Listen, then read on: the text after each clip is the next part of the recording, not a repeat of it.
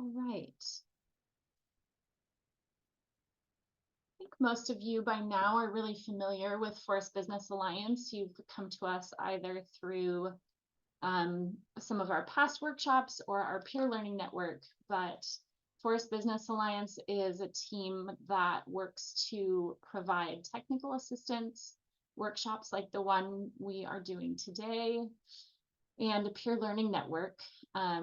And really it's been very focused on the business and workforce development program through CAL FIRE. We're expanding that a bit as things go along, so we will be providing technical assistance for some other grant programs in the future. But for now, I think most of you who are here are very focused on the upcoming March 8th deadline, and that's really what we are focused on today. So this is just an overview of what we'll be going over today. And we have very lucky to have Caspar Donnison with us today. He's an environmental scientist and economist, and he works with the Carbon Initiative Group of the Lawrence Livermore National Laboratory. And his PhD is from the University of Southampton and postdoc at Davis. And he really focused on quantifying, valuing, and mapping the non-market impacts or ecosystem co-benefits, as you'll learn about, of using land to provide biomass feedstock to be used in the bioeconomy.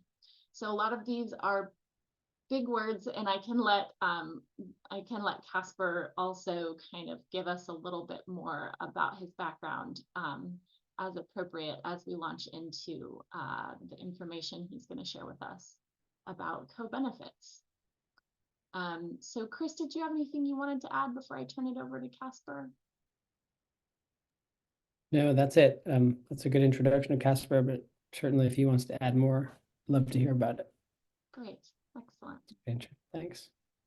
And I guess just one thing, Caspar, as you get started, that would be helpful for folks to know is whether or not you welcome questions in the flow of your presentation, maybe in the chat.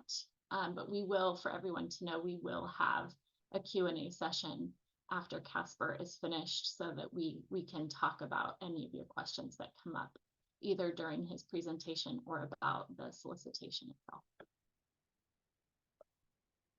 Great. Okay, well, I'm going to stop my share then. And Caspar, if you want to go ahead and take over. Great.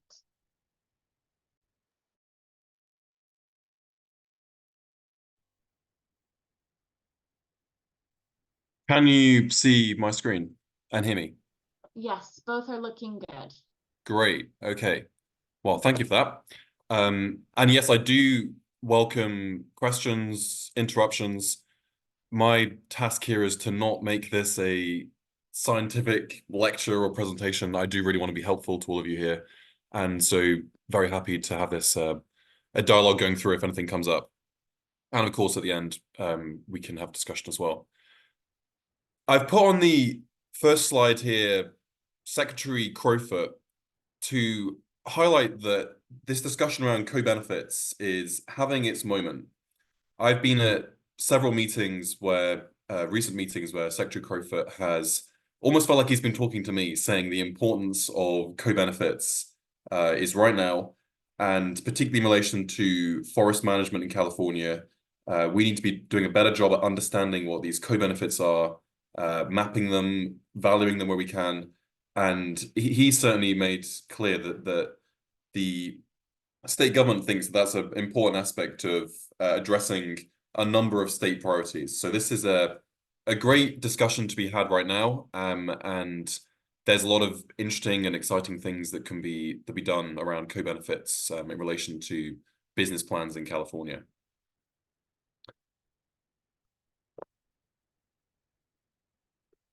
In this short little talk, I will discuss what are co-benefits, and Keri alluded to it. There's a little bit of confusion around terminology and language, and I'm hoping to clear that a little bit in this talk. Why we should be interested in these co-benefits, and how we can think about discussing them, identifying them, and accounting for them in project proposals, specifically looking at the CAL FIRE proposals that are coming up. To start with a little background, a little backstory to me, as everyone I'm sure can tell from the foreign accent, I'm not from around here. I grew up in Wales in the UK, and this really was my first experience of understanding about climate change and the need to move to renewable energy and to decarbonize was a discussion in my community about wind turbines. I lived in a very rural, very windy part of the country, and at this time, in the early 2000s, the noughties, as we call them, the first decade of the century, there was discussion about having a lot more onshore wind energy. And the local newspaper, it seemed every week for a period, had articles of communities discussing and often been quite critical of the developers who wanted to bring wind turbines into these communities. And looking back at that, the projects made sense to the developers who wanted to put these wind turbines on the land. It made financial sense to them, but the local communities had a very different calculus. They weren't the ones that would be making the profit from these projects, and there would be other impacts outside of the business model of the developer that would be affecting the community. They were concerned about the rural way of life, about noise from these turbines, about their impact on biodiversity, noise pollution from the construction. And these are all legitimate concerns that are related to the impacts of that project outside of its operations. And I think really in that period, there was just poor communication between the developers and the local community about the impacts of these projects. And a lot of the conflict could have been diffused if there was better discussion, better understanding of how the project impacted the community. And quite unfortunately, there's been well, certainly for the onshore wind industry, there's been a flatlining of energy generation from onshore wind in the UK because of just poor engagement of local communities, and these projects have often been stalled. So it really shows the importance of understanding the wider impacts of a project for its acceptance by a community, its social legitimacy. And we need to think about both the benefits of projects, but also where they could have trade-offs or costs as well. And this is where the discipline of environmental economics is quite an interesting one, because it takes a more holistic approach to understanding economic activity. And I like to think of it as an iceberg, where what you see on the surface could be the market prices, the things that we know there's a price for, the price for energy generation, for example. But there's a lot of activity beneath the surface that's still important to the economy, but doesn't necessarily have a price. And that could be seen as some of these indirect impacts of a project, renewable energy project, for example, like a wind farm. And we can use environmental economics to try and understand what these indirect impacts are, both the costs and the benefits that are experienced by others. And it can be a useful exercise to map these, to try and quantify them. And then that can help discussion and engagement with those people that are affected by those particular indirect impacts. And this next slide has got a few terms, but I promise no equations here. This is just some of the language that's used. So an externality is often used in economics, and it's pretty much what environmental economics is all about. It's understanding these indirect benefits or costs that are experienced by someone else, but come from an original business or actor's activity. So those wind turbines in mid Wales, they had indirect benefits and costs on the local community that the wind turbine developer, it wasn't involved in their business model. It wasn't a cost for them or a benefit for them. It was to the wider community. And that's what we call an externality. And they're really important because we tend to overproduce negative externalities and we underproduce positive externalities. And the reason for that is a negative externality, because the person who's producing it isn't actually bearing the cost, there's no incentive for them to produce less of it. And equally with a positive externality, where you're producing something that's good for society at large, there's no benefit that you're receiving from that, And so you tend to underproduce it. And I've given a couple of examples there. Greenhouse gas emissions are the classic negative externality. If the power station that was combusting fossil fuels bared the costs of climate change, then they would be producing a lot less of that emission. But because they're not paying the cost, there's not the incentive there, and we tend to overproduce. And a lot of the discipline of environmental economics is once we've understood what these co-benefits or these costs are, we can then think about, can we what's called internalize that externality? And that just means, can we create a market for it? So if this project is developing a co-benefit that's an externality because they're not getting the benefit from it, could we create a market where the person who's getting that benefit pays back the project, and that then encourages them to produce more of it? And that's one way to think about these externalities. And indeed, with climate change, there's now carbon markets that have been developed to do exactly this, to try and put the fair price of a ton of, say, CO2 emissions, and that then leads to a more efficient production of it. And it also works the way of incentivizing the good externalities. And I'm sure many people will be aware of the bees in California, that we have to import bees from out of state to pollinate our orchards. And if we can find incentives to produce, say, more conducive conditions for bee populations, that's an example of incentivizing to produce a positive externality. So some of these terms are overlapping. A co-benefit is really just a positive externality. So it's in terms of your business plans and projects, this is something that isn't something that you gain from in terms of a revenue you generate, but it's something positive you're generating for the local community. And that's a positive externality. And some of you may have heard of Blue Forest Conservation, who are trying to find those people who are benefiting from a positive externality and connect them with the activity. In their case, it's better management of the forests, it's improving water availability and water quality. And they're trying to get them to basically create a market between themselves to internalize that externality, and everyone benefits in that scenario. So ecosystem services, you may have heard of these. This again is just it's a positive externality from the environment, basically a benefit that we're getting from the environment that we don't pay for, but still is useful for us economically. So I hope just putting these terms down here will help with some of the terminology. And it's confusing sometimes, and these terms overlap, but let's not be too sort of concerned about the exact nature of the terms. And I'm sure for many of you, whether you'd heard of externalities before or not, you know what they are. This is bringing just language to something we already know about. We know about the benefits that projects can have beyond just the business model. But hopefully by introducing these terms, we can make this a less sort of scary prospect to consider, and give us also some language that can be useful for, say, writing a proposal and discussing this in more precise terms. I wanted to give just a couple of minutes to some examples of co-benefits in research. So in some research that I've done before, we've tried to bring the non-market costs, and that's another way of discussing a disbenefit, into a model that thinks about the market costs, looking at renewable energy. And this was a project looking in the UK. And we were looking at how would you optimally use the land to develop renewable energy. That could be solar panels, wind turbines, biomass crops.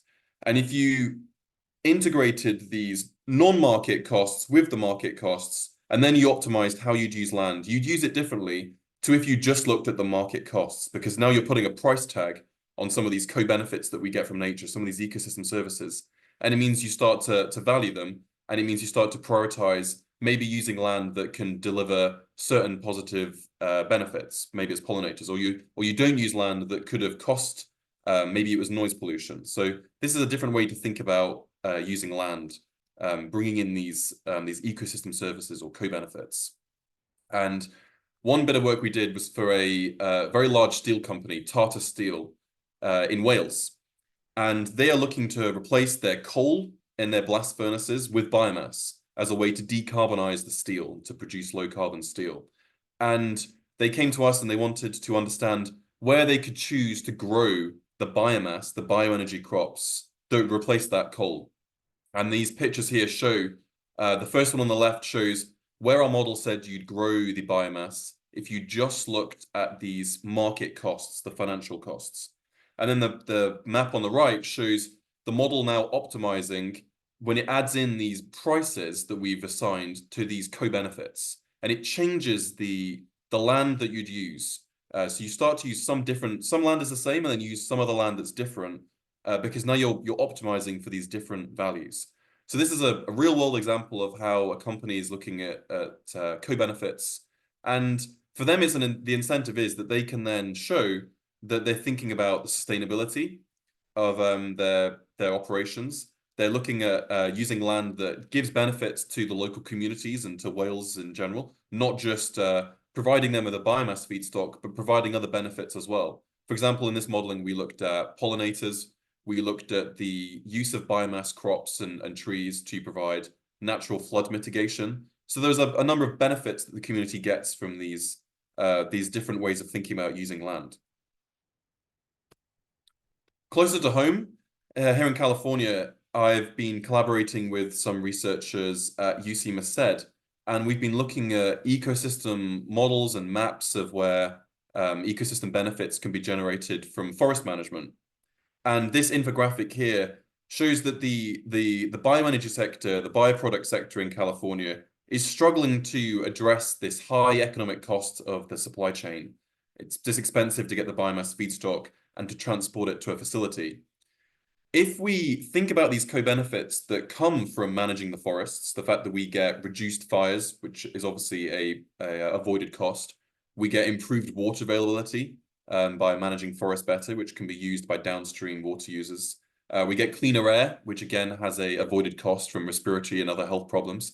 If we understand what the value of those benefits is, those kind of co-benefits, and we quantify that and we put a price tag on it, then we can show that the supply chains for bioproducts in California actually deliver net benefits for society. And you can see that the scales have been tipped in favor of these projects when we add in these values.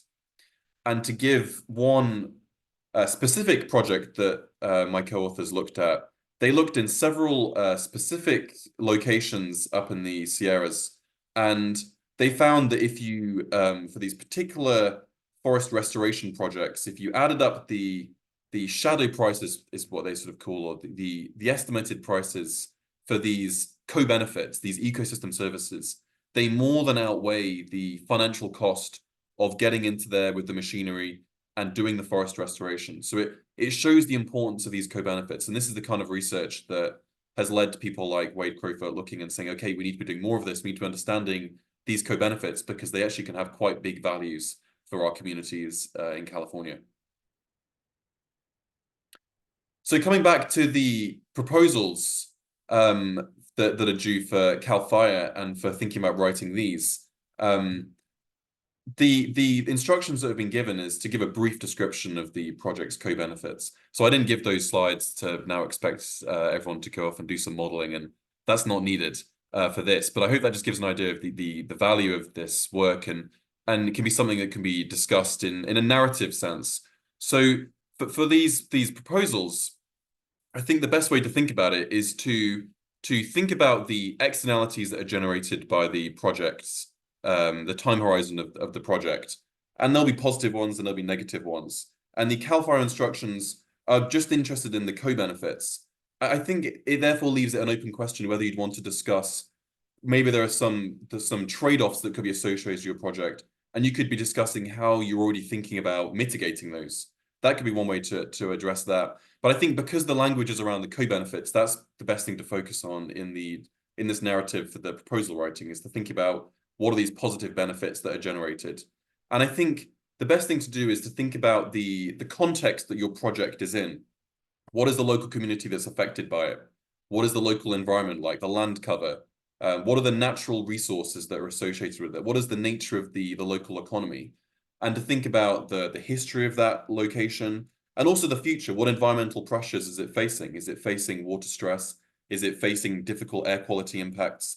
And then when you've got a sense from from this context of what the environment that you're operating in is, what are the benefits that your project could potentially deliver? And that's, I think, probably the best way to think about a narrative description of the project's co-benefits. If you have time and interest, engaging with local scientists, NGOs, policymakers, that'd be another way to understand more about the context that you're operating in and how your project could be delivering these benefits. And also, it's a good idea to have in mind and have an eye on what the state priorities are. For example, if a project is delivering, say, co-benefits for improved air quality, that is a big priority for the state right now. Equally with fire mitigation, as we all know, is another big priority. So if you can find where there's alignment between what your project's co-benefits could be and what the state priorities are, that would seem to me to be a very good way to be discussing that in your proposals. In terms of estimating co-benefits, this is, for one, it's an imprecise and difficult exercise, and the slides I showed earlier probably disguise the fact there's a lot of messiness in some of the calculations and estimates. But that's not needed at this stage for your proposals. And so I don't put this slide here because it's needed to be done. If at a later stage you're interested in exploring this more, there could be several ways you could be looking at that. And I think it would be interesting to see if there's an interest from a academic partner. It could be a really good student project to partner with to try and do some mapping or quantifying of some of these co-benefits for a project. That could be something of interest down the line. An important thing to think about when you're looking at quantifying some of this is, has something been done before which is similar that could be a guide or give you a proxy for what the impacts of your project would be? That'd be a good starting place. And also, what is the counterfactual? So if your business plan wasn't implemented or wasn't funded, what would be the counterfactual? What would be the baseline that you're measuring against? And that could be very important for, say, considering things like air quality or wildfires, and how your project is measured against the counterfactual of doing nothing. So those are a few things to think about, taking that step beyond the narrative discussion to trying to estimate and put numbers. Always good to see what's been done before. And there's usually something out there that can help be a guide and offer some methodology. And academic partners are always interested in this kind of thing, in my experience. A few further resources. The CARB methodologies document is quite interesting. They give some narrative discussion of some of these co-benefits. They also give methodologies for anyone who wanted to take this further and try and measure these things. The Economics of Ecosystems and Biodiversity database includes a whole bunch of publications that are looking at co-benefits, discusses them. So if you wanted to take some look there at, say, a co-benefit you think your project might be particularly good at delivering, you could have a look in the database and it might provide some information on previous projects and research that has estimated those co-benefits. There's people in California who are producing maps looking at co-benefits across the state. That's from the California Ecosystem Climate Solutions, and some collaborators of mine have produced those maps. That's a good resource. And I thought also note that the Department of Energy has required community benefit plans to be produced for projects that are funded by the IRA, the Inflation Reduction Act. So this is something that the federal government is now looking at more, and certainly at the Lawrence Livermore Lab, we're looking at more of these community benefit plans, which again is formally trying to identify and discuss the co-benefits and also the trade-offs, the disbenefits is another word for it, of some of these projects. And then finally, I'm happy to take questions now or later on this topic. So with that, I'll finish.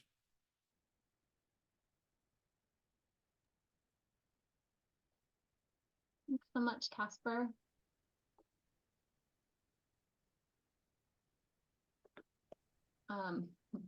Becky, thanks so much for your question. Thank you, Caspar, for sharing some resources that folks can use to dig into this a little bit further. We will be sending out the presentation after this meeting, so you'll get those links. And also, if you wanted to see any additional links after you get the email, you can also reach out to us for any specific questions, and we'll do our best to send out additional information as well. Scott is requesting if we could repeat the last couple of resources that you mentioned, Caspar. I don't know if you want to put the if it's easy enough to pop the links in the chat, or you could show your slide again. Yeah, I'll just put those links in the chat for those resources. Great.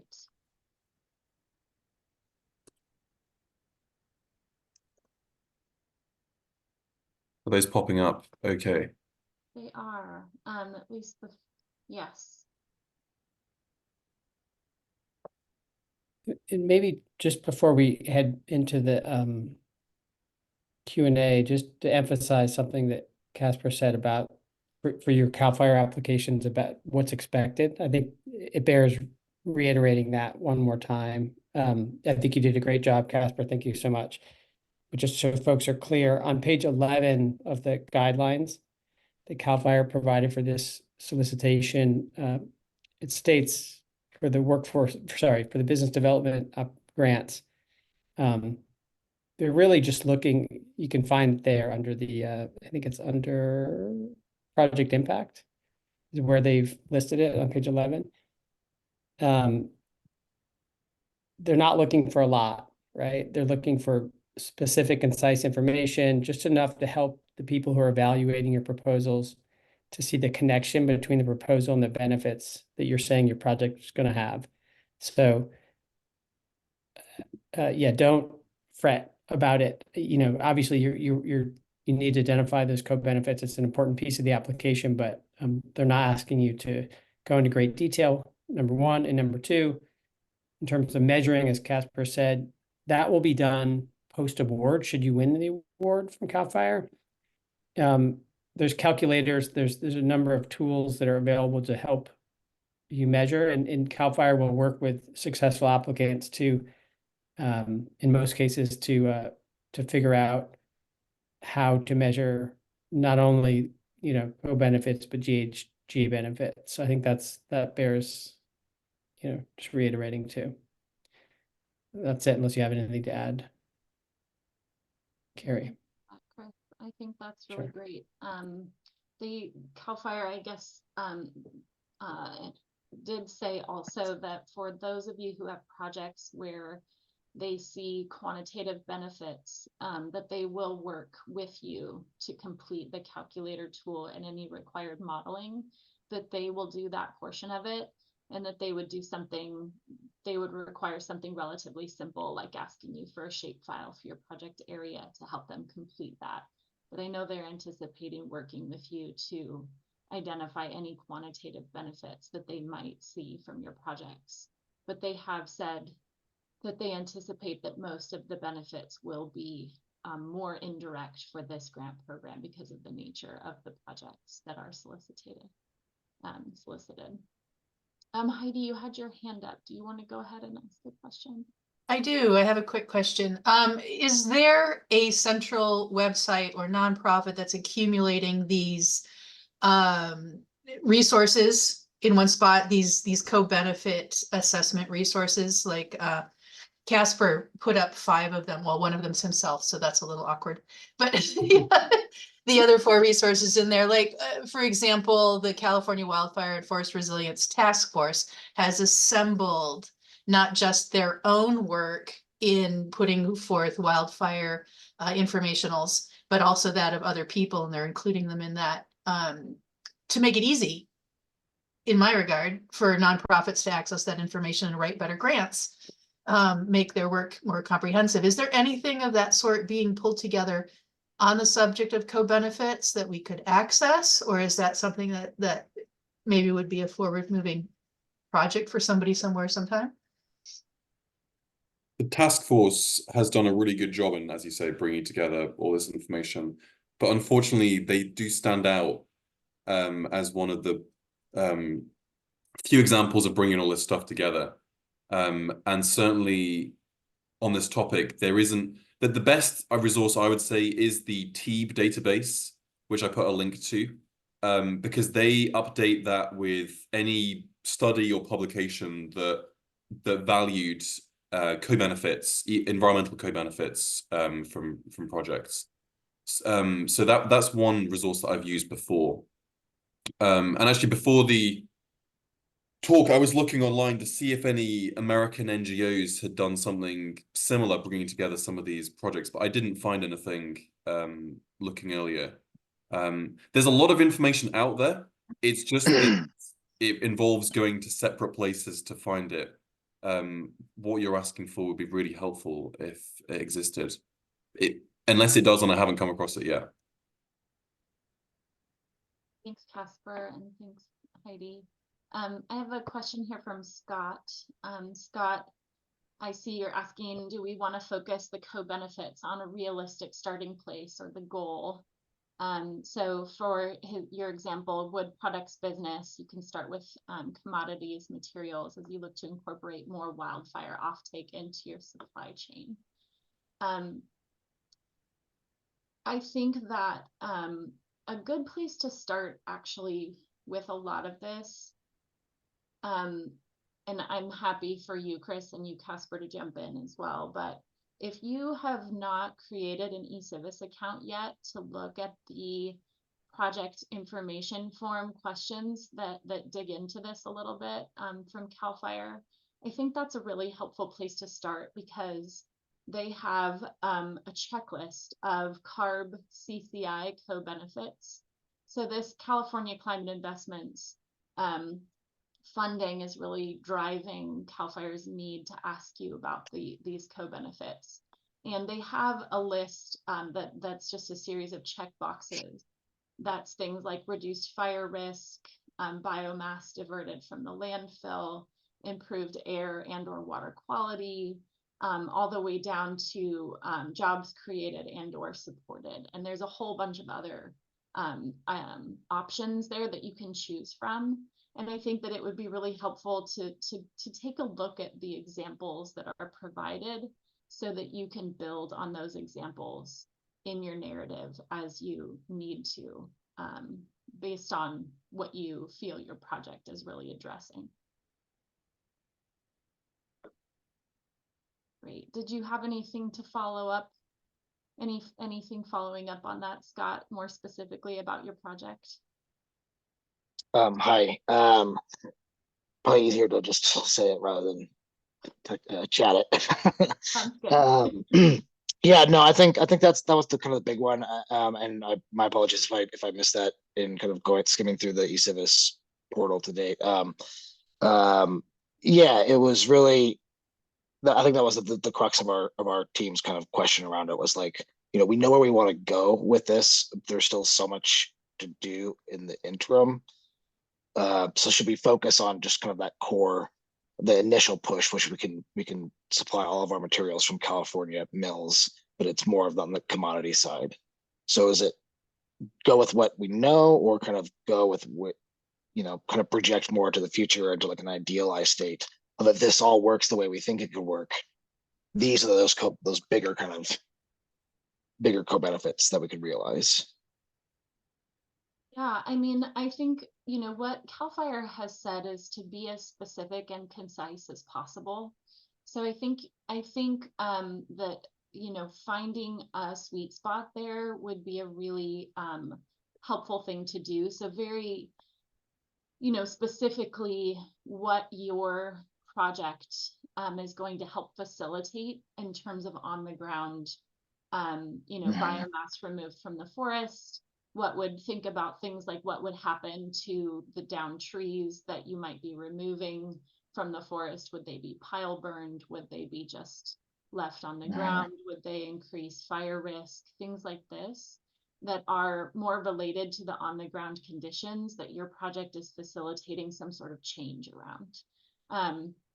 And I think that you could think of it in terms of like immediate impacts, and then you could reach beyond some of that. I think that it gets a little more indirect as you reach into the future, and you can just be clear about that.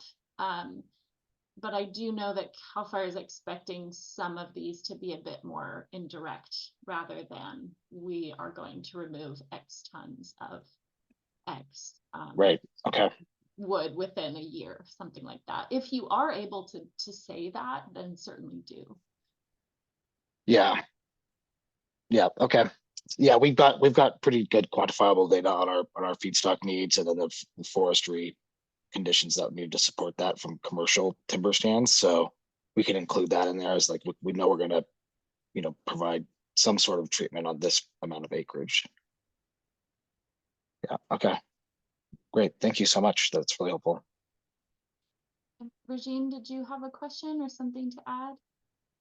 I was just going to add that I think oftentimes, as it relates to a grant application, the funding agency would be particularly interested to know how their specific funds will be utilized. So as it relates to co-benefits, Scott, you might want to think about in terms of when describing the co-benefits, like, are there particular, given whatever you're asking the funding for, if awarded, will that help to realize additional co-benefits or some greater level of co-benefits than if you don't get the funding? Kind of going back to that counter narrative that Caspar was describing during his presentation. That could be another potential approach. Got it. Yeah. Or some sort of like balance between the two. Yeah. Okay, wonderful. Yeah, thank you. That's great. Another thing that I'd add that also ties in with a question left by Becky in the chat. Becky asked, what would be a good source to start looking for the history of Madera County? Another thing I think would be good to think about is, I mentioned it already in the talk, just the context of where your project is, and to think about what is that environment like? What is that context like? And how could some of these co-benefits be helpful to that community? And one good thing to start for say Madera County would be doing some targeted searches online. Google Scholar is quite a good resource for looking at, say, studies that might be useful that you could refer to or find out about. You just put in Madera County plus, say, fire mitigation or air quality, and it would just help you understand what are the particular nature of that context, and see if you're taking biomass out of that community. It could all be that someone's found that taking a certain amount out has a particularly good quantifiable impact, and that's something you could just refer to in your narrative and say, our project's doing something similar to has been done before, and that previous thing helped reduce the air pollution, or it helped reduce the fire risk of Madera County, or wherever it is your project is. I think showing some, certainly I would think that showing some knowledge and understanding of that context and that community and how your project can benefit it, and how you sort of understand a bit about how that community operates and how it works, and what the particular, say, environmental pressures are, that would show that you're sort of thinking about how the work can fit in and how the benefits can be realized by specific groups and people. Thank you. That was Google Scholar, you said?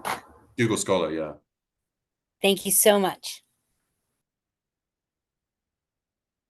Caspar and Regine, and I wanted to, I think this is maybe a little bit of a repeat, but wanted to reiterate something that in terms of greenhouse gas implications and co-benefits, both for your project, greenhouse gas implications being something that you can think of in terms of co-benefits as well.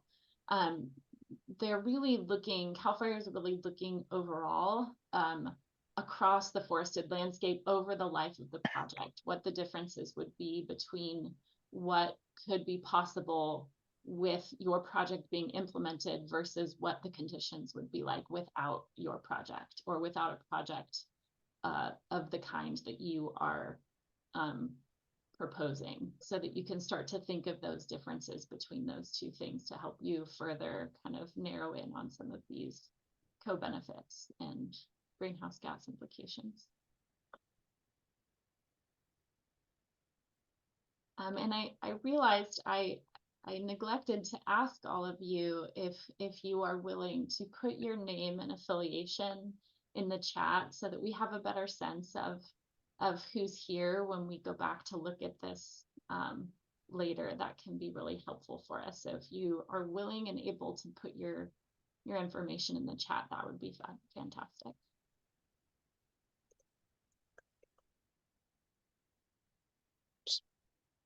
Thanks, everyone. And as you do that, also, yeah, feel free to keep coming with your questions. Joel, if you wanted to unmute, you can put on your video. Great. Hi there. Hi.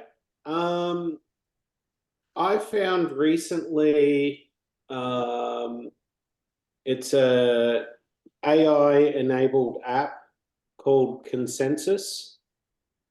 And it draws from, I guess it'd be an AI version of Google Scholar. So you can type your search query in and it'll pull up all the peer-reviewed articles. So yeah, just wanted to share that since we're on the Google Scholar thing, and it's fantastic. So, yep. Thank you, Joel. If you wouldn't mind putting the name of that into the chat, that would be great. Yep, I'll drop that in there for everyone. Thanks very much.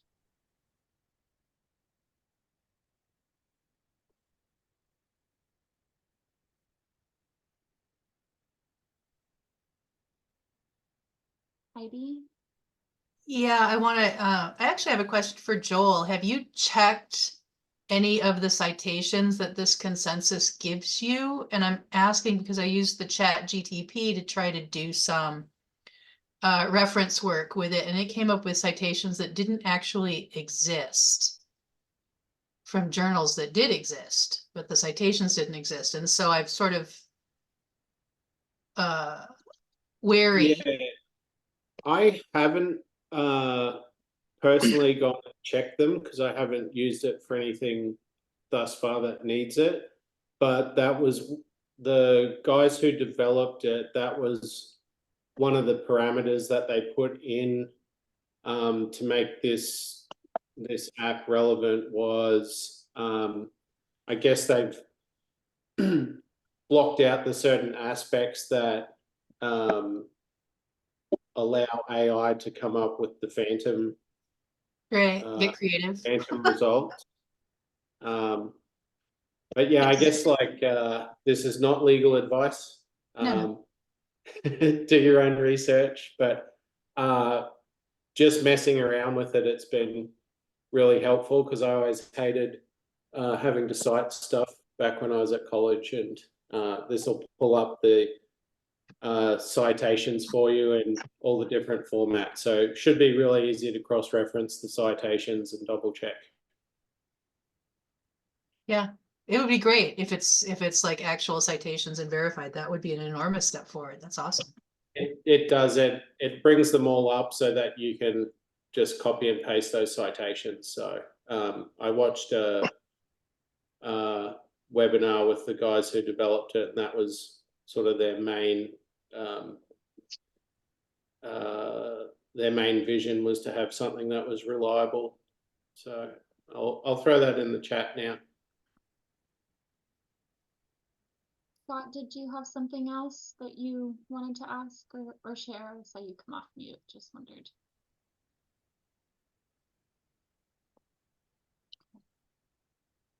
Oh, pretzel.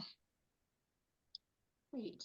Well, and I just want to invite folks, if you have really specific questions about your project or specific questions about your, you know, anything that you're thinking about, this can also be a space just to take advantage of, you know, Caspar's expertise in having thought about this and worked on this for a long time. We welcome anything, even if it feels like a small question or a brainstorming style sort of question, that's fine as well.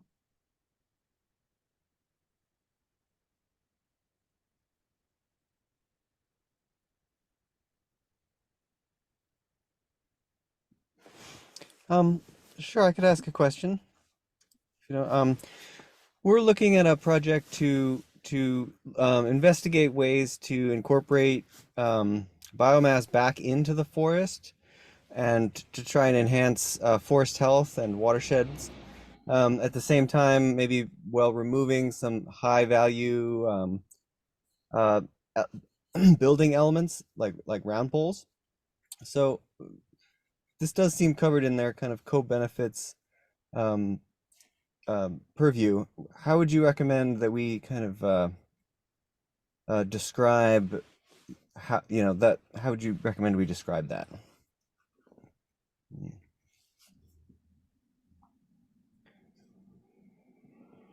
specifically about like, I know that the state is definitely not so keen on looking at leaving material in the forest, in terms of it might be seen as sort of like the biodegradation as a greenhouse gas, but there's got to be some balance there, because obviously there, that's needed for healthy forests. And any thoughts on that? Thank you. I think you've given a lot of the answer already. Because you've identified that that is how it could be perceived, I think you should address that head on. And so acknowledge that that's, that I mentioned earlier on, there are co-benefits and there are trade-offs or disbenefits. And I think if a project could be perceived to be having disbenefits or trade-offs, I think that's something you want to address head on, and why in this particular project that isn't the case, or why you're going to be mitigating the risk of that. And you mentioned, it sounds like you already mentioned several of the benefits. So I think it sounds like you probably know what the benefits are and what the perception of the disbenefits are. And then it's just about writing a convincing narrative that shows you've thought carefully about this and shows that there aren't risks associated with what you're planning to do.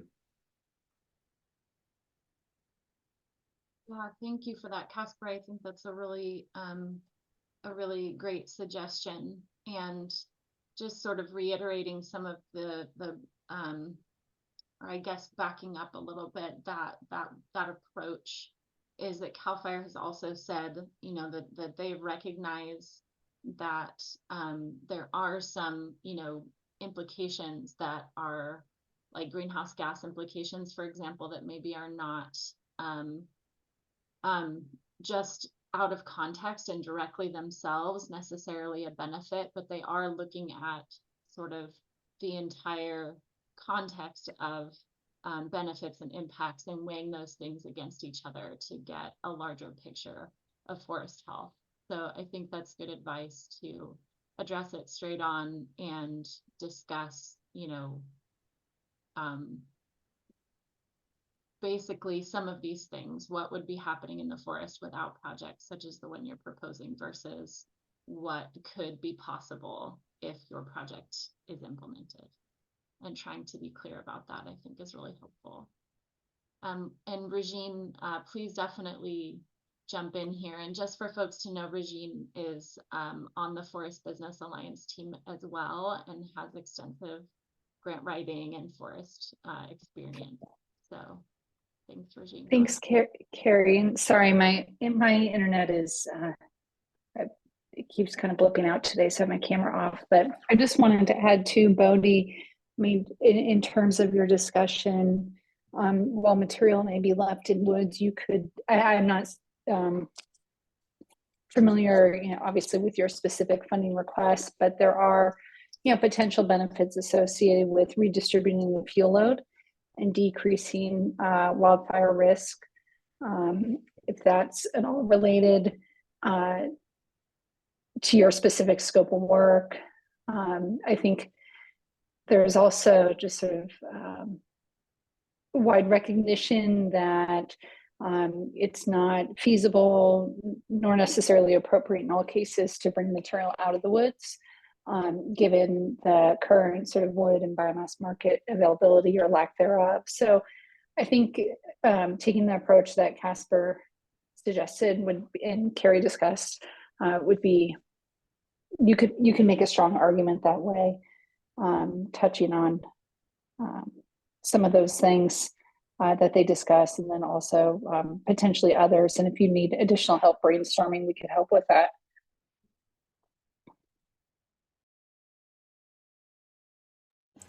Thank you. Yes, that's great. This will be from fuel reduction work.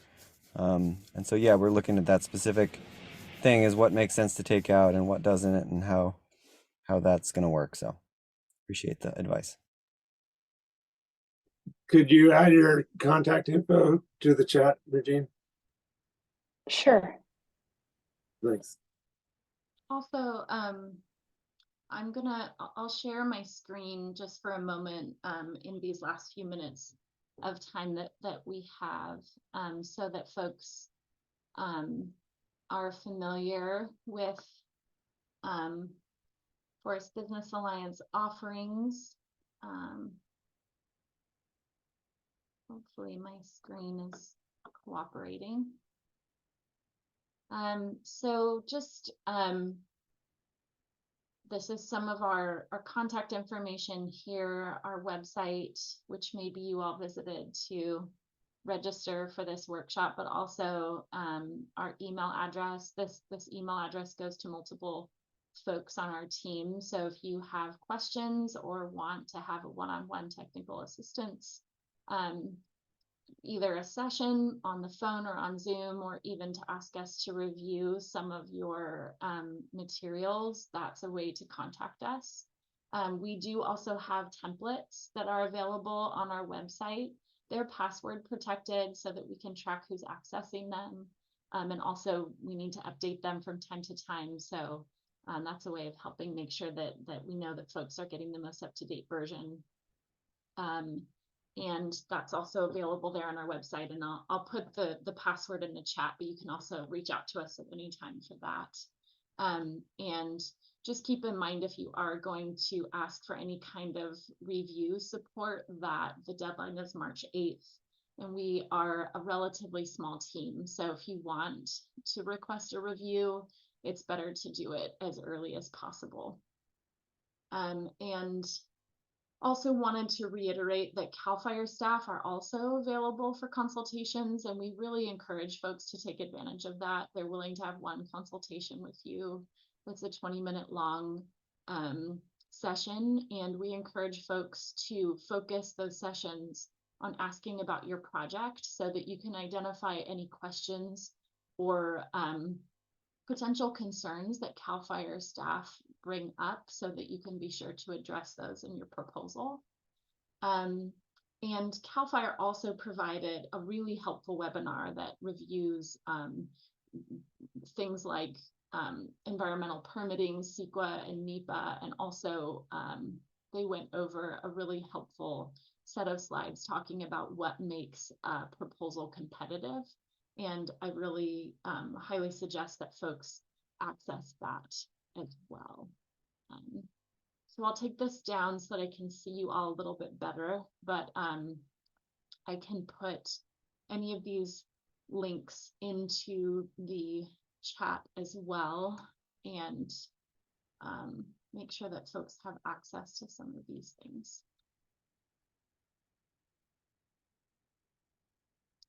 But in our last few minutes, does anyone else have any questions or anything that they wanted to raise?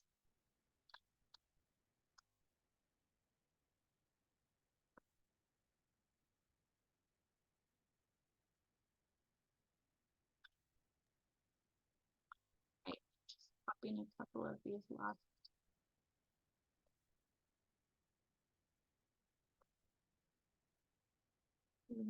Into the chat. Also wanted to let folks know that for our peer learning network, we meet monthly via Zoom, and we have speakers every month, and then we have time for folks to talk to each other, which you can share resources, you can brainstorm, you can meet other folks working in the forest sector. And that information is on this forestbusinessalliance.org website as well. I saw that Joel had his hand up just a moment ago. Oh, thanks, Caspar. Question, Joel. You might be in the process of doing it, but the password for those documents. Yes, thank you. Yeah, absolutely. Regine or Chris, do you have quick access to that? I have it. I'll put it in there. Thanks so much, Chris. Great. And thank you so much again, everyone, for coming together and continuing to bring your good questions. It's always really interesting and helpful to hear from multiple folks about what you're thinking about and what you're applying for. And thanks so much to Caspar for sharing your expertise and all of this information. I feel like co-benefits can be a daunting topic to think about, but it was really helpful to have this overview and think about it in more specific terms.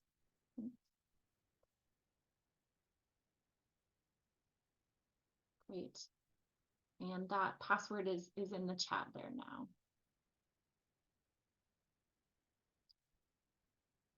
Great.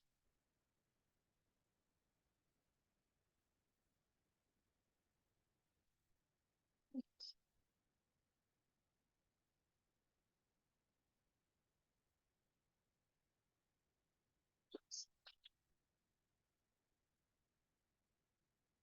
All right, thanks everyone.